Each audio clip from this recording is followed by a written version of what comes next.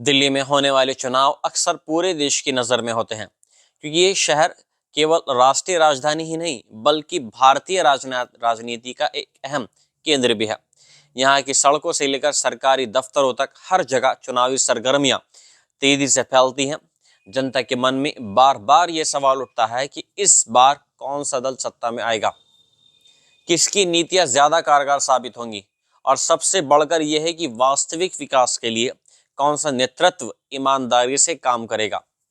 पिछले कुछ वर्षों में दिल्ली की राजनीति ने कई मोड़ लिए हैं। कई राष्ट्रीय पार्टियों का वर्चस्व रहा है, तो कभी एक नई पार्टी ने अपने अनूठे अंदाज और जनहित के मुद्दों के बूते सत्ता हासिल की है। बिजली, पानी, शिक्षा, स्वास्थ्य, परिवहन, प्रदूषण और सफाई जैसे मसले वर्षों से दिल्ली की चुनावी बहसों के केंद्र में रहे हैं। आम आदमी पार्टी ने अपनी शुरुआत के समय भ्रष्टाचार के खिलाफ आवाज उठाकर जनता का ध्यान खींचा। वे आगे चलकर शिक्षा सुधार, मोहल्ला क्लिनिक और रियायती बिजली पानी जैसी योजनाओं के लिए जानी गई।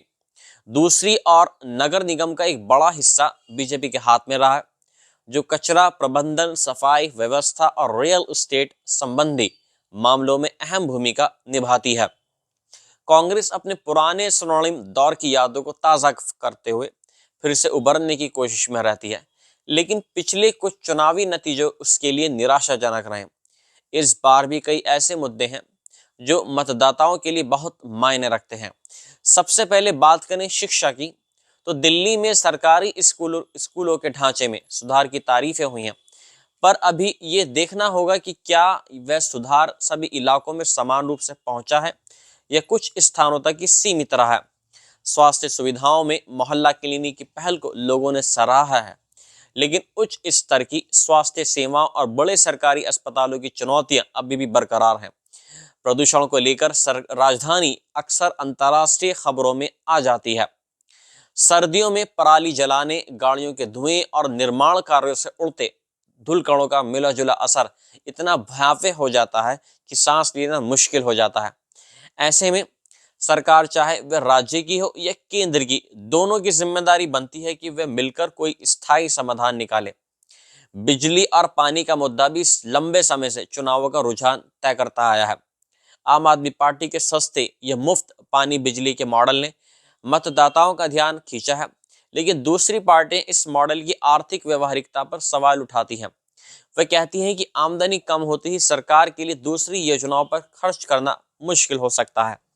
वहीं भाजपा अपने केंद्र सरकार समर्थित योजनाओं को आगे रखकर बताना चाहती है कि राष्ट्रीय स्तर पर मजबूत सहयोग से दिल्ली की समस्याओं को जल्दी सुलझाया जा सकता है। कांग्रेस अपने पुराने शासनकाल को याद दिलाकर विकास कार्यों की विरासत पर जोर देती है, पर इसे बार बार यह भी साबित करना पड़ता है कि वह वर्तमान की आवश्यकताओं को समझती है और इसके पास नया नेतृत्व तथा नई सोच उपलब्ध है।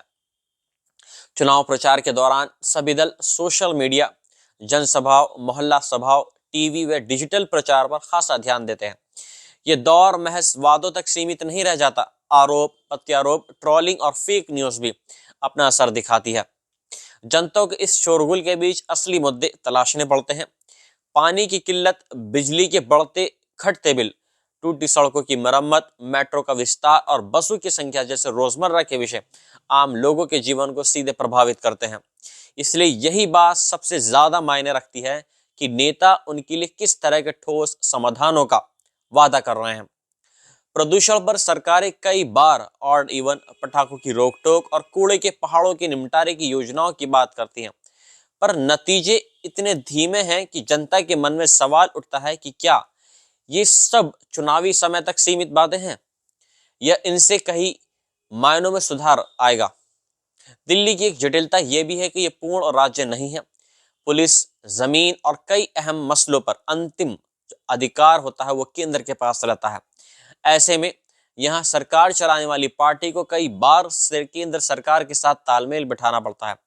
अगर राज्य और केंद्र में अलग अलग दल सत्ताधीन हो तो नीतिगत फैसलों में खींचतान होना स्वाभाविक है।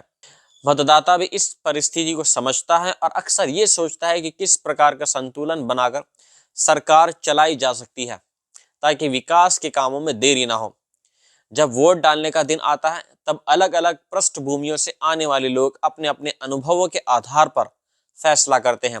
गरीब मध्यम वर्ग की आबादी रियायती योजनाओं और बुनियादी सुविधाओं पर ध्यान देती है।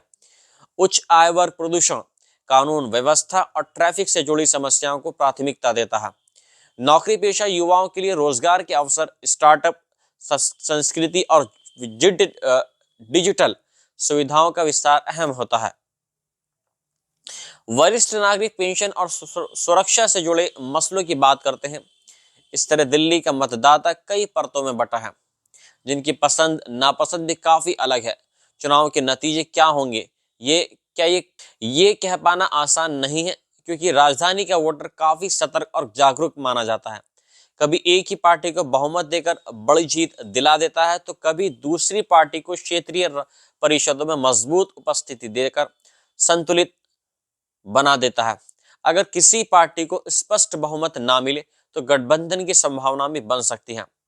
हालांकि पिछले कुछ विधानसभा चुनावों में एक तरफा जनादेश भी देखने को मिला है, जिससे ये स्पष्ट होता है कि दिल्ली के लोग बदलाव की हवा को जल्द पकड़ लेते हैं और उसी के अनुसार वोट देते हैं।